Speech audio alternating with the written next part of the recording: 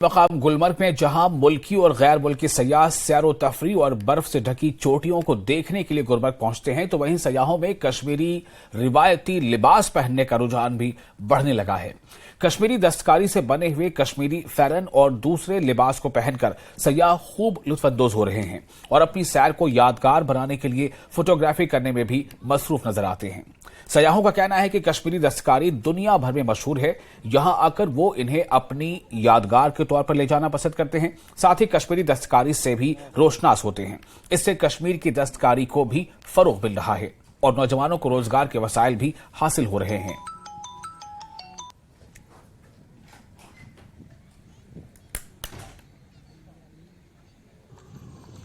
Traditional Kashmiri dress मेरे परिवार सभी लोग ने पहना और ये हम लोग अपना बिहार जा करके सबको बताया जाएंगे कि सब कोई विजिट करिए कश्मीर। और ये यहाँ पर ब्यूटी जो मैं गाइड मिले हैं अहमद भाई, वो एक एक पॉइंट अच्छा जगह विजिट करवाएं हम लोग को। नेचर एंड ब्यूटी और नीट एंड क्लीन है यहाँ पर, स्वच्छता पर ध्यान यहाँ दिया गया है। मैं कश्मीरी ड्रेस पहन के फोटो खिंचाई। कैसा लगा आपको? बहुत अच्छा लगा। क्या मैसेज देना चाहेंगे आप? मैं मैसेज देना चाहूँगी, यहाँ जितने भी लोग आए सब कश्मीरी ड्रेस में फ़ोटो खिंचाएं।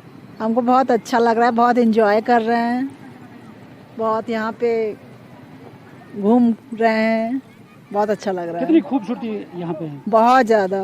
क्या मैसेज देना चाहेंगे आप? हम यहाँ पे यही मैसेज देना चाहेंगे कि यहाँ पे सब लोग आएँ, घूमें, टहलें, अच्छे से रहें, शांति बनाए रखें।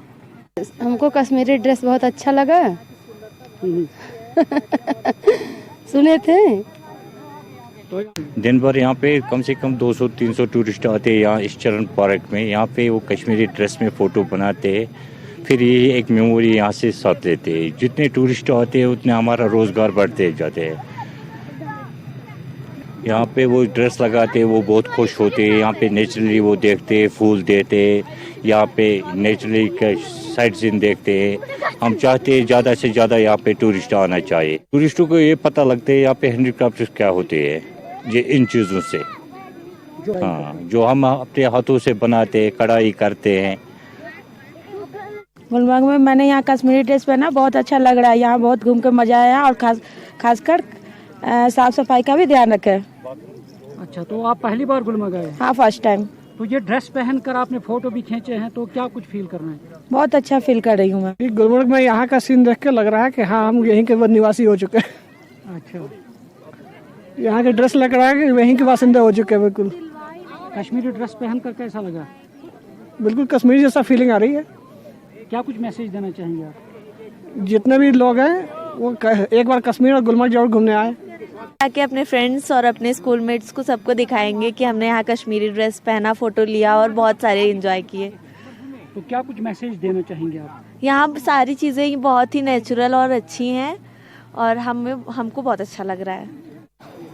सयाहती मकाम गुलमर्ग जहां कुदरती खूबसूरती से लबरेज है और दुनिया भर में मशहूर जगह है और दुनिया के सयाह जो है वो यहाँ की कुदरती खूबसूरती देखने के लिए आते हैं। वहीं पर गुलमर्ग के चिल्ड्रंस पार्क में मौजूद यहाँ पे कश्मीर के रवायती लिबास जो हैं, उस लिबास को पहनकर यहाँ के सयाह जो हैं इससे भी लुत्फअंदोज होते हैं और इस तरह से यहाँ के मुख्तलिफ लोगों का रोजगार जो है वो इस काम से जुड़ा हुआ है और साथ साथ जो सयाह है वो काफ़ी खुश नज़र आ रहे हैं जब वो यहाँ के यानी रिवायती लिबास कश्मीरी लिबास पहनकर यहाँ की तस्वीर यानी फोटोज खिंचवा कर और यहाँ से अपने यादें जो हैं वो अपने साथ ले जाते हैं। और ज़रूरत है कि ऐसे जो रिवायती लिबास है, हमारी ट्रेडिशन है, जो हमारा कल्चर है, उसको यानी प्रिजर्व करने के लिए इक़दाम उठाने की ज़रूरत है। उसको जिंदा व जावेद बनाने के लिए इस तरह के इक़दाम हर तरह से होने चाहिए और साथ साथ इसका, क्योंकि ये सिलसिला जो है ये टूरिज़म से जुड़ा हुआ है और ऐसे में लोगों के साथ जो रोज़गार है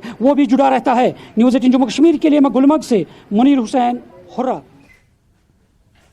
नेशनल कॉन्फ्रेंस के सदर डॉक्टर फारूक अब्दुल्ला ने जम्मू कश्मीर में इंतखाबात के इनेकाद में ताखीर करने पर मरकजी हुकूमत पर तनकीद की है।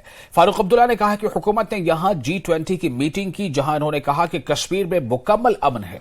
वज़ीर आज़म और वज़ीर दाखिला हर वक्त कहते हैं कि कश्मीर में मुकम्मल तब्दीली आ गई है और ये पुरअमन है, सयाहत में इजाफा हुआ है। उन्होंने सवाल किया कि अगर ऐसा है तो फिर इलेक्शन क्यों नहीं कराए जा रहे हैं। They held a G20 meeting here where they said there's complete peace in Kashmir. Prime Minister as well as the Home Minister all the time say there is complete change in Kashmir. It's peaceful. Tourism has increased. Then why is the election being denied to people? You see, let me tell you, I'm very grateful. At least the authorities took Ladakh into confidence. They held elections in Ladakh, they held elections in Kargil. And over 77.6% have taken part in using their franchise. I'm quite confident, inshallah, that in Kargil we'll get majority. They tried to even remove our symbol. Don't forget that part of it. It shows how much the powers that are there were not interested in releasing our symbol of the plough. We had to fight in a single bench. We won there. We fought in this double bench. We won there. Then they went to Supreme Court. We won in Supreme Court also. National conference के सदर doctor Farooq Abdullah ने फिर से BJP को निशाना बनाया। उधर Jammu Kashmir BJP के सदर रविंदर रैना ने कहा कि डॉक्टर फारूक अब्दुल्ला और दीगर अपोजिशन लीडरों के पास कोई इखलाकी इख्तियार नहीं है कि वो चीखो पुकार करें। रविंदर रैना ने कहा कि ये वही लोग हैं जिन्होंने पंचायत और म्युनिसिपल इंतखाबात के इनेकाद की मुखालफत की थी और बाजी में इनका बायकॉट भी किया था। इन्होंने अपोजिशन जमातों को मायूस करार दिया और दावा किया कि बीजेपी मुस्तकबिल में अपोजिशन इत्तेहाद को शिकस्त देगी।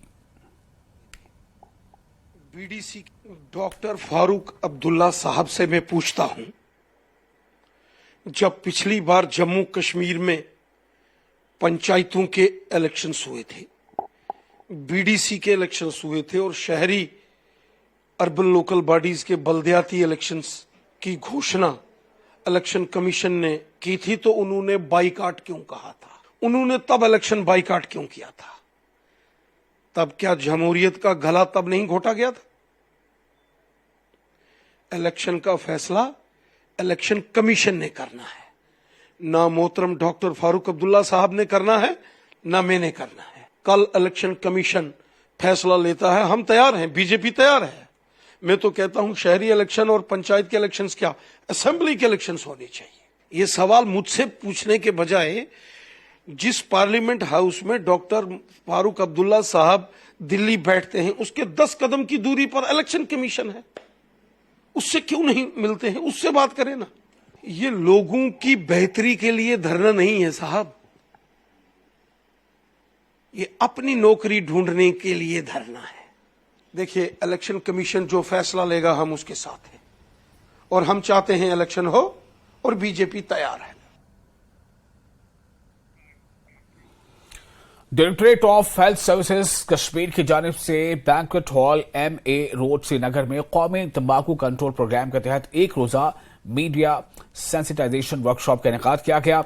नेशनल टोबैको कंट्रोल प्रोग्राम के तहत मीडिया सेंसिटाइजेशन वर्कशॉप का इनेकाद किया गया। इसका मकसद बेदारी पैदा करना और मीडिया को जम्मू कश्मीर की हुकूमत की तंबाकू कंट्रोल कोशिशों की हिमायत में शामिल करना है। राजीव राय भटनागर एडवाइजर बराए लेफ्टिनेंट गवर्नर मेहमान खुसूसी थे और Bhupendra Kumar IAS administrative secretary HNME इस मौके पर मेहमान खुसूसी थे।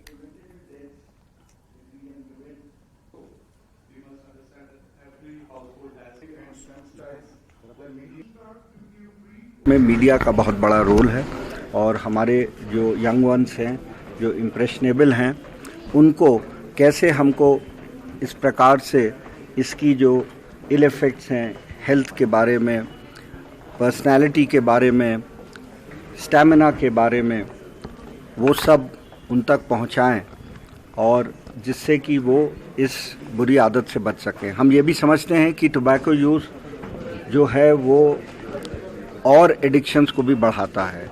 The propensity for being alcoholic, the propensity for using cannabis, hashish, इस सब के सेवन को भी बढ़ावा देता है और ड्रग्स में भी आदमी को एक प्रकार से खींचता है। तो ये एक बहुत बड़ी गंभीर समस्या है जिसको हम लोगों को साथ मिलकर एड्रेस करना है और मैं सभी लोगों से, प्रत्येक नागरिक से, हर एक विभाग से, विशेष तौर से मीडिया से अनुरोध करना चाहूँगा कि इसमें सब लोग इसको एक युद्ध स्तर पर लें, ऑन अ वॉर फुटिंग इस चीज़ को लें और निश्चित रूप से ये हमारे लिए बहुत क्रिटिकल है, हमारी सोसाइटी के लिए, हमारे सिटीजन्स की हेल्थ के लिए, उनकी वेलबीइंग के लिए and the future of our youth. Public places पे स्मोकिंग को लेकर एक जो बंदिशें आई, विजिबली डिफरेंस दिखता है, लेकिन उसका ये मैं कभी नहीं कहूँगा कि उसके कारण इंडोर्स में या उन जगहों पे स्मोकिंग बिल्कुल रिड्यूस हुई है। जम्मू कश्मीर में स्मोकिंग और स्पेशली कश्मीर में स्मोकिंग एक बहुत बड़ा एक चैलेंज है हमारे लिए। इनफैक्ट जम्मू कश्मीर और Kashmir in particular we have one of the highest population of people who are smokers. So this continues to remain a challenge for us, and this is why we have organized this workshop, so that the message is largely carried out to the public. इस साल हमने कुछ 1.5 लाख से ऊपर जुर्माना किया, जो भी हमें लगा कि हेल्थ इंस्टीट्यूशंस के नज़दीक या कहीं पब्लिक प्लेस में स्मोकिंग करता है। इसके बगैर भी मैं लोगों से रिक्वेस्ट करना चाहूँगा कि वो इसको बेसिकली तो ये पब्लिक का ही इशू है। अगर देखा जाए कोई वो प्रोग्राम सक्सेसफुल नहीं होता जिसमें पब्लिक इन्वॉल्वमेंट नहीं होगी। हमारा काम है कहना, हमारा काम है एक्शन भी लेना, लेकिन लोगों से ये रिक्वेस्ट है कि वो इसको ना करें। इनफैक्ट पब्लिक के अपने घर में भी नहीं, अब आप अगर देखेंगे घर में अगर कोई बड़ा पिएगा तो passive smoking is more dangerous than active smoking. उसका साथ में बच्चा बैठा है, उसकी बूढ़ी माँ बैठी है, वो तो इनहेल करते जा रहे हैं, वो तो पीते जा रहे हैं, और वो पैसिव स्मोकिंग जो पूरा लंग तक जाती है, वो अनकॉन्शियसली लेती है, उसको ये एक्टिवली नहीं लेती। उस पर भी घरों में भी ये करे। अगर हम स्मोकिंग को रोकेंगे, इससे हम बड़े नशे भी रोक सकते हैं। मेरी लोगों को यही गुजारिश रहेगी, इसमें गवर्नमेंट का साथ दे। और मागाम में मंशियात मुखालिफ रैली का एहतमाम किया गया। रैली का एहतमाम म्युनिसिपल कमेटी मागाम के चेयरमैन मुस्तफा अहमद और राष्ट्रीय लोक जनशक्ति पार्टी के जनरल सेक्रेटरी संजय सराफ के बाहमी इश्तराक से हुआ। मुख्तलिफ स्कूलों के बच्चों और आम लोगों ने काफी तादाद में शिरकत की। ये रैली म्युनिसिपल कमेटी मागाम से बरामद हुई और मागाम मार्केट से गुजरी। सराफ ने लोगों को मुतनब्बे किया कि वो अपने बच्चों को मंशियात से बचाएं। मुख्तलिफ शख्सियात ने भी लोगों से गुजारिश की है कि वो अपने बच्चों की सरगर्मियों पर नजर रखें।